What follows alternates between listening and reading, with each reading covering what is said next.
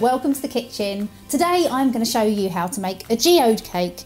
You've probably seen them all over the internet, they're really popular. First of all, I'm going to make my cake look like a piece of marble. So I'm going to show you how to marble some sugar paste and cover a cake. It's a good idea for using your offcuts for something like this because it doesn't need to be super clean. I've got a little bit of white, a little bit of grey, a bit of dark grey, so I'm just going to kind of marble it together. First of all, just make each bit into a kind of sausage shape. The cake I'm going to cover is 8 inches and it's actually quite tall, so I'm going to use about 1.5 kilos of icing. Put a little bit of this in so we can get some nice lines going on. Give it a sort of twist and then just fold it. So I want to kind of create long sort of lines in the sugar paste. I'm going to move that out of the way because knowing me I'm going to smash it on the floor. And I don't want to over knead it because I want to really see those lines. So I think I'll just do a couple more saucy sons. So I've got all of my lines in there, so I'm going to make it into a circle. That's going to be ready. Once I roll that out, it's going to be really nice and marbly. I'm going to put it back into a bag and get my cake ready. I made this cake earlier, so it's an 8-inch cake and it's formed of 4 layers, so it's nice and tall. I'm going to jam it all over so it's nice and sticky, and then I can roll out my sugar paste. Always jam your cake before you roll the sugar paste out because you don't want it to dry out too much. Just going to put a little bit of baking parchment. Cover this with apricot jam all over the sides and making sure I go right over the board as well. So that's ready. I'm just going to pop that over here. That's my guide stick. Thank you, Dan. So I've got my guide sticks. You've probably seen me use these. I use these all the time and they're quite good because you can roll out sugar paste and it's going to be all an equal thickness. So I'm going to take a little bit of icing sugar, a bit underneath there. There we go. So every time you kind of get it a little bit longer, give it a quarter turn, just so you can keep it a nice uniform circle. So I'm going to now get my top smoother and just polish out all the ridges before I put it onto my cake. Lovely. Okay, so we're going to roll it over the pin. Pop your cake down in the middle of the table. So now I've got my sugar paste, I've got complete control of it. So I'm looking on this side and I can see that I have enough to cover this side and I can see it's in the middle of the cake. So now I'm just going to lift up, roll over like that. So what I'm doing, I'm not pushing it down, I'm kind of just more pressing it against the cake very lightly because if I pull it down you can get tears around the top. So I'm just making sure I haven't got any creases. So if I do kind of see a crease coming, you can just lift it up and just try not to get any creases. So I'm just going to trim it off all the way around the base, leaving about 1 centimetre excess. Things like that, I'm going to turn this off. Things like this, like offcuts of sugar paste that you've kind of used for things like this. It's a handy thing to do, keep them in a bag and use them perhaps if you're doing a really dark coloured cake board or something, so you don't have to throw it away. Where's all the small sharp knives gone? Lift up your cake like this, have it at eye level, you can see, so any kind of creases, just try and lift them out, take your smoother and just push that icing down.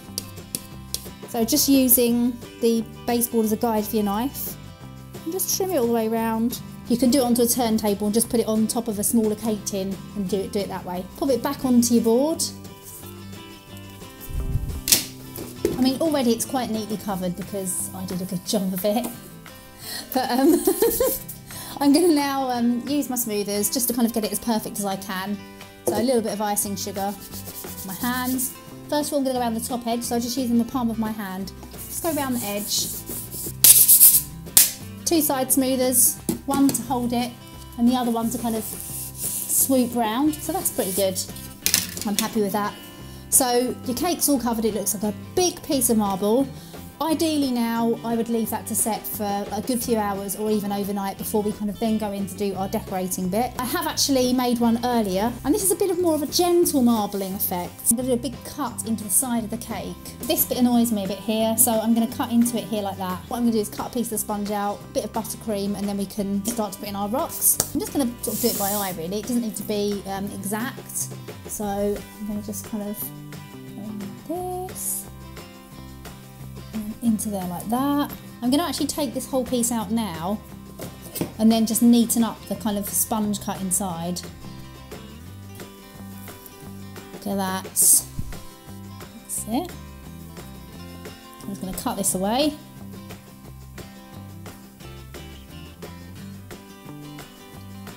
spot on. I'm just going to buttercream this whole part of the sponge. Just going to splat that in there.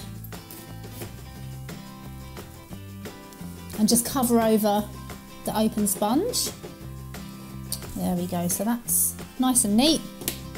I'm just going to take a bit of kitchen paper, wipe away the excess buttercream from the sugar paste.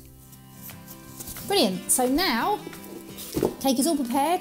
It's time to make our sugary crystals. We have gone down the easy route, and we've got some of those Fox's glacier mints. Do you remember the things that your nan used to have in her car and they'd go all like melted in the front window? That's what we're going to do, is just bash them up a little bit so they look kind of nice and broken.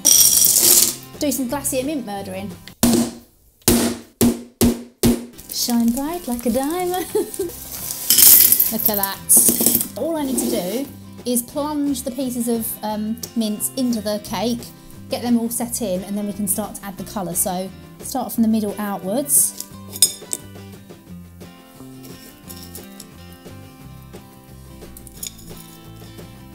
So I haven't gone right to the edge because what I want to do is add a very, very fine line of gold around here. One of these gold brush pens, which are quite nice for adding detail. And I'm going to use a little bit of dust as well. So I've got some radiant gold dust. Get some paintbrushes. Okay, so very gently I'm going to go around the edge. I don't want quite a fine line. I don't want it to be too heavy. You don't need to be super neat with it. So now what I'm going to do is just add a little bit of the dust because it's a bit more metallic. Running it along the painted line that I did with the brush. I quite like having the dust on the side of it as well because it kind of makes it look a bit slightly lumpy and real. So I'm happy with my golden edging there. Check my crystally bit and just fill in all the edge bit just so it's completely covered. So this is just going to be another 5 minutes of filling in the edgy bits. So it'll probably look really boring. So you've got all your crystals set in the cake.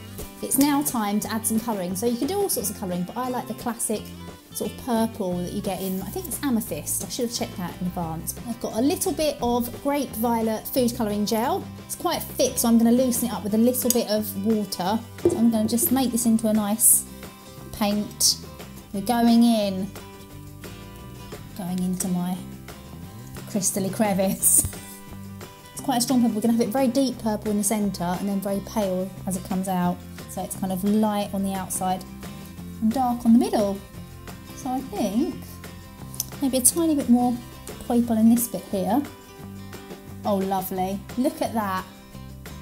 I think that looks really effective and it's not difficult to do. Lola's giving the thumbs up. So everything you need to make this is just down there, and I hope you enjoyed the video. If you did, please subscribe and come back soon for even more videos. Bye! Is it going to stop on the good bit? That would be luck, wouldn't it? Almost.